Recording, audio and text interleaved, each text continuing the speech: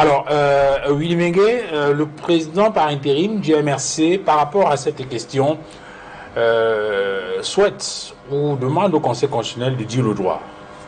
Pourquoi dire le droit? Comme si cela pouvait se passer autrement? Alors, avant de revenir sur le Conseil constitutionnel, puisqu'il est de lui aujourd'hui, il faut parler de cette institution qui est la coupole, la chape des chapes des institutions. Quand on va convoquer les textes de la loi de 2004, quand on convoque peut-être la Constitution, notamment les articles 46 et 47, on comprend que le Conseil constitutionnel est le cordon ombilical de notre charpente juridique, sociale et politique institutionnelle. Je voudrais que nous sachions qu'avant la journée de demain, il faut que nous soyons clairs. La journée de demain qui est la journée du 4 août 2025, au moment où les audiences publiques sont annoncées au niveau du Conseil constitutionnel par des congrès Yaoundé, il faut comprendre quels sont les enjeux. Quels sont les enjeux de l'élection présidentielle de 2025 au Cameroun? Ces enjeux-là devraient interpeller la décision que le Conseil constitutionnel doit prendre à la suite des recours, des 35 recours, et notamment d'un recours qui attire l'attention de la majorité des Camerounais, c'est-à-dire le recours du candidat Kamto qui a été investi par le Mandem. Quels sont les enjeux d'une élection présidentielle comme celle de 2025 pour notre histoire politique institutionnelle? C'est très important. Il ne faut pas penser que si aujourd'hui les acteurs principaux, l'acteur principal de l'opposition au Cameroun qui milite pour la rupture est écarté, que ceux qui seront appelés à concourir sans Maurice Kamto seront en mesure de gouverner, parce qu'il faut aller aux élections, on élit les gouvernants pour gouverner. Il faut savoir de quoi il est question. Les gouvernés doivent avoir une connectivité avec les gouvernants. Ça veut dire que ceux qui au soir du 12 octobre seront celui qui sera proclamé qui sera élu en attendant la proclamation officielle des résultats. Celui qui aura la tendance d'être élu doit être en mesure de gouverner. Ça, c'est très important. Dans la question de la légitimité des gouvernants, il ne faut pas qu'on arrive à une situation où ceux qui ont été promus se retrouvent en déconnexion totale avec les gouvernés. Donc, dans l'incapacité de gouverner.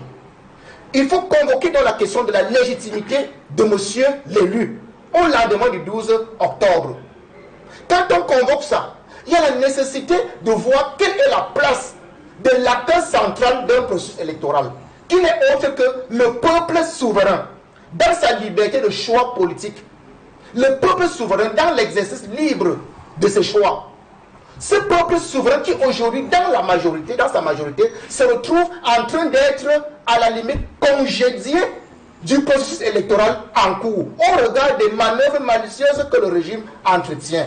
C'est des préalables qu'il faut mettre sur la table.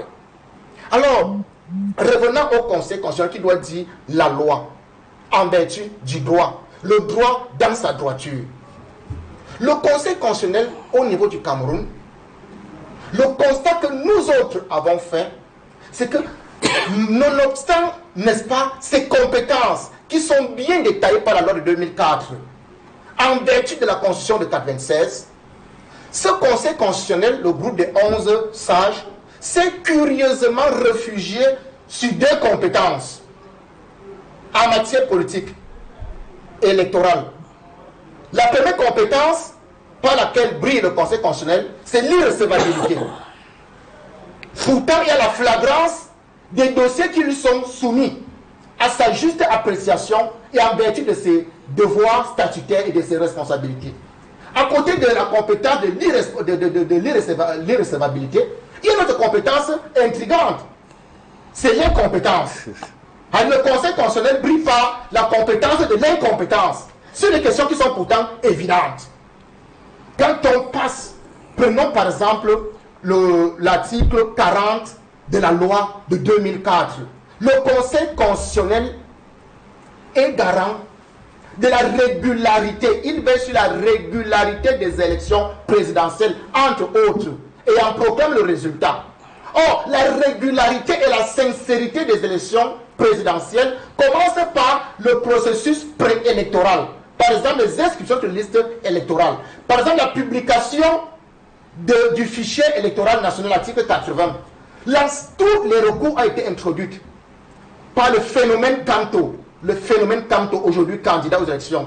Mais, quelle a été la réponse du Conseil constitutionnel? On a assisté il y a une semaine à la dernière réponse. Le Conseil se déclare incompétent.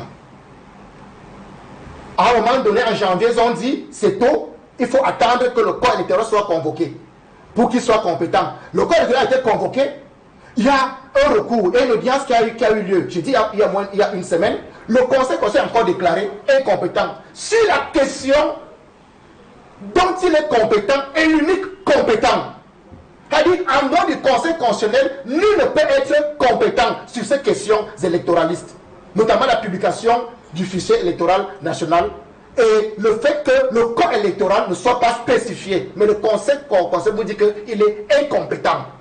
Donc derrière la compétence de l'irrecevabilité et la compétence de l'incompétence par laquelle brille le Conseil constitutionnel, il y a une coloration de peur. La peur de dire le droit selon la loi écrite. C'est-à-dire, le Conseil constitutionnel s'est réduit et s'est réfugié derrière cette peur. Or, aujourd'hui, l'histoire interpelle le peuple camerounais. Le Conseil constitutionnel reste le dernier recours aujourd'hui, à partir de demain, lundi 4 août 2025, de sauver le Cameroun ou de le jeter dans l'irréparable. Parce qu'il faut comprendre, l'irréparable, il faut comprendre ça. Parce qu'aujourd'hui, la majorité des Camerounais militent pour la rupture de l'ordre de 82. Et les manœuvres qui sont entreprises par cet ordre de 82, pendant les 7 dernières années, n'ont eu pour agenda à l'actif que l'élimination d'un candidat qui gêne, d'un acteur politique qui gêne, le professeur Maurice Kamto. Regardez bien les actions partant de 2018 jusqu'à ce jour, 3 août 2025. Le régime a fait du septennat, le septennat de tuer politiquement Maurice Kamto. On a vu les arrestations en 2019 et 2020. On a vu le report des élections municipales en 2025. On a vu la séquestration, la double séquestration du professeur Maurice Kamto, 70 jours dans son domicile. Et quelques jours encore ici même à Douala. On a vu les invectives alimentées par la préfectorale, monsieur le ministre de l'administration territoriale. On a vu, on a constaté encore l'incapacité, le refus systémique du déploiement du MRC, qui, depuis 2 ans aujourd'hui, veut installer le régional du Sud. On interdit les meetings. Le régional de Semnon, on interdit. On a vu toutes ces manœuvres-là, tout un septennat qui a été outillé, pensé pour tuer politiquement Maurice Kamto. Jusqu'aux dernières manœuvres. Les manœuvres qui sont parties du lundi, le dernier jour de dépôt de candidature, avec la résurrection d'un certain Yebga, qui est venu jouer les troubles.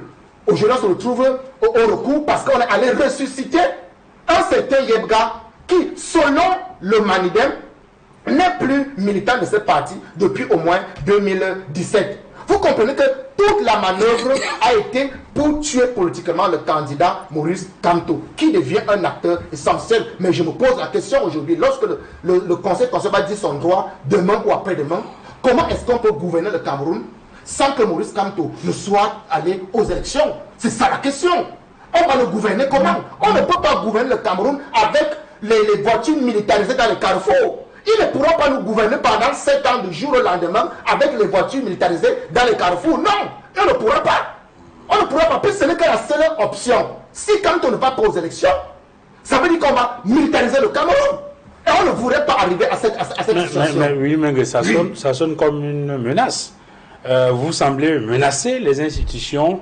Vous semblez indiquer que si... Je vais être sûr que c'est ce que vous dites, hein, parce qu'il faut que ça soit clair. Oui, est-ce que vous êtes en train de dire que si la candidature Maurice Kamto n'est pas acceptée, le Cameroun va être ingouvernable?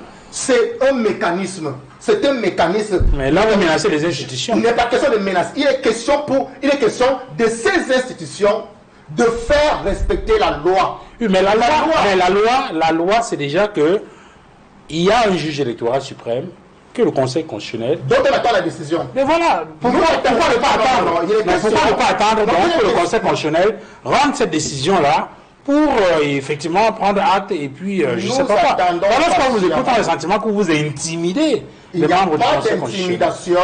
Il y a plus de la lecture d'une conséquence évidente. Il dit que c'est l'évidence de la conséquence. C'est-à-dire, si demain, 4 ou le 5, le Conseil constitutionnel venait à invalider la candidature de Maurice Kamto, le Cameroun serait difficilement gouvernable. Pourquoi? Parce qu'il faut gouverner avec les gouvernés. Or, les gouvernés ne se retrouvent pas dans ceux qui vont partir aux élections, dans leur majorité.